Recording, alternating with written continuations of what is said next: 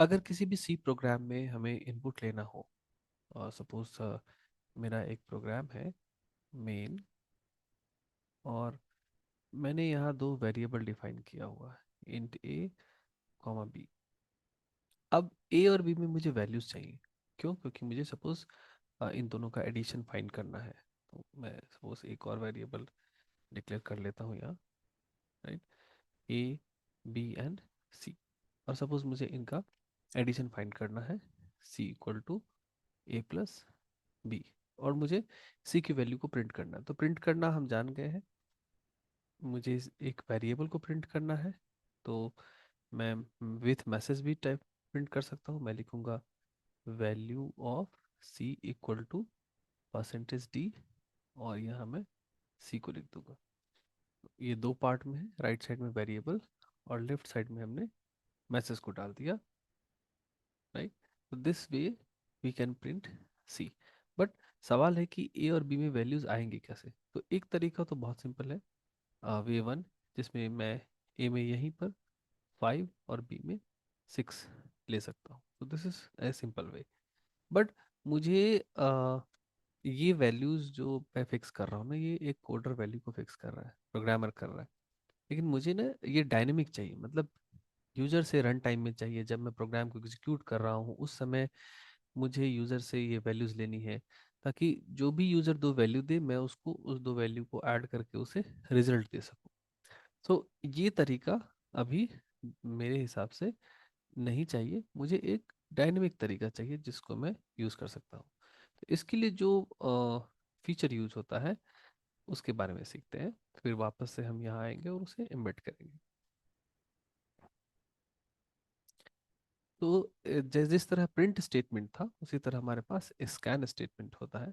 This is statement, precisely मैं बोलूँ तो दिस इज अ फंक्शन। तो स्कैन फंक्शन होता है। स्कैन फंक्शन को देखने से पहले मैं रिकॉल करा दूं कि प्रिंट फंक्शन कैसा था।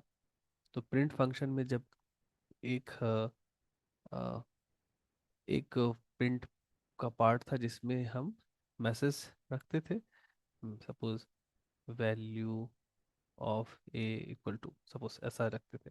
और एक प्रिंट स्टेटमेंट था अपने पास जिसमें हम वेरिएबल को प्रिंट करते थे। तो A and then this side हम उसका फॉर्मेट स्पेसिफाइड लिखते थे।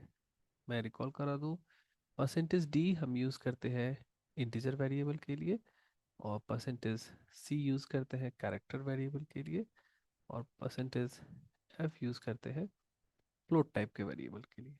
तो स्कैन जो फंक्शन है, स्कैन फंक्शन स्कैन करेगा क्या? कोई वैल्यू कांस्टेंट स्कैन करेगा, और वो रखेगा कहाँ है? किसी वेरिएबल में रखेगा। तो डेफिनेटली स्कैन का जो स्ट्रक्चर होगा उसमें हम वेरिएबल को यूज़ करने वाले हैं। तो स्कैन के भी दो पार्ट होते हैं, यहाँ किस वेरिएबल में मुझे स्कैन करना है, और इधर कि इस वेरिएबल का टाइप क्या है। सो अगर आप इसमें देखो तो एकदम सिनोनिमिटी है। यहाँ बस मैंने प्रिंट लिखा है, यहाँ बस मैंने स्कैन लिखा है, rest everything is exactly same. बस एक छोटा सा अंतर होगा कि यहाँ इससे पहले एक एम्परसेंट का सिंबल लग जाएगा। इसको एंड का सिंबल बोल सकते हो आप अभी, बट एम्परसेंट सिंबल है। ये क्या कर रहे हैं हम ना, कि we are passing the address of it, this is known as address of it. इसको हम और भी डिटेल में आगे देखेंगे कि इसका मतलब क्या है। But the difference between print and scan statement is, print में जब कोई हम एक वेरिएबल को प्रिंट कर रहे होते हैं तो सिंपली वो वेरिएबल का नाम लिखते हैं, बट स्कैन में एम्परसेंट सिंबल के साथ लिखते हैं। अब जब ये डिफरेंस आने के बाद तुरंत सवाल आता है कि अगर मुझे मल्टीपल वैल्यू स्कैन करना हुआ तो क्या करेंगे। तो अगर आपको मल्टीपल वैल्यू को प्रिंट करना होता है तो क्या करते हैं हम, सॉरी, ये डिपेंड करेगा कि मल्टीपल वैल्यूज है किस टाइप की। तो सबसे पहले मैं वैल्यूज को चेक करता हूँ। अगर मेरे पास एक इंट है, इंट, और एक फ्लोट बी है, तब अगर मुझे प्रिंट करना हो तो मैं कैसे प्रिंट करूँगा?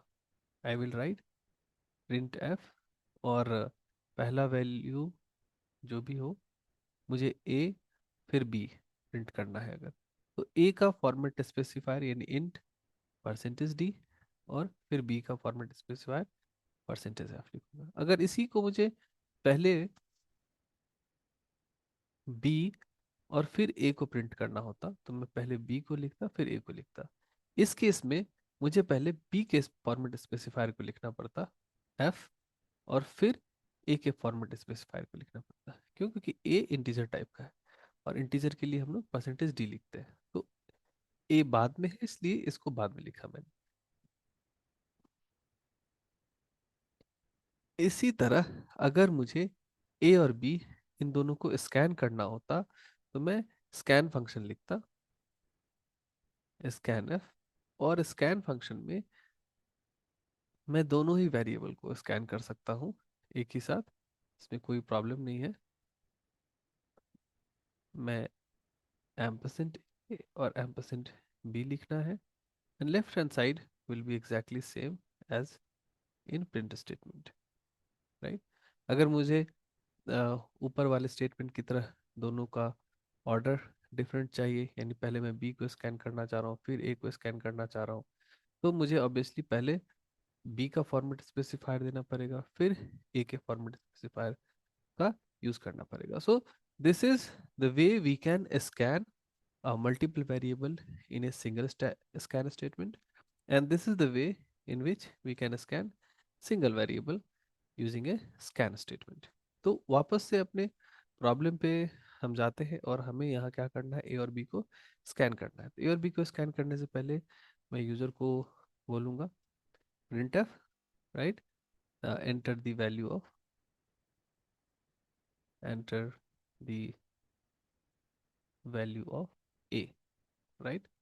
मैं उसे ए की वैल्यू एंटर करने बोलूँगा, और जैसे ही वो एंटर करेगा मैं एक स्कैन स्टेटमेंट लिखूंगा जिसमें मैं ए का टाइप डिफाइन करूंगा एंड एम्परसेंट